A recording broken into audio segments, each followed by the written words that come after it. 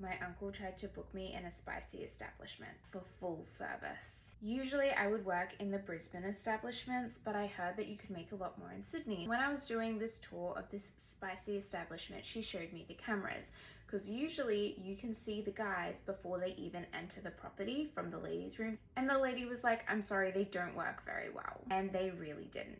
But I was in Sydney and no one I know is in Sydney, so I wasn't too concerned. A few nights go by, I'm making hella dough, and of course the doorbell rings, the gentleman gets put into his private room, and we all go in one by one to say hello. I walk in and I say, hi, my name's Jade, nice to meet you. And this man looks up, and I freeze.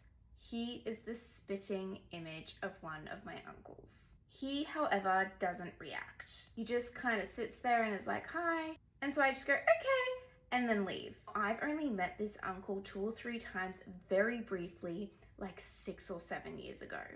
All the photographs we have of him in my grandma's house are from like when he was a kid. So I wasn't actually sure if it was him. So I look him up on Facebook. He's in Sydney for a holiday. I'm not good with faces, so I decided to show the photo on Facebook to the other ladies in the establishment to see if they thought it was the same person. Half of them said yes, and half of them said no.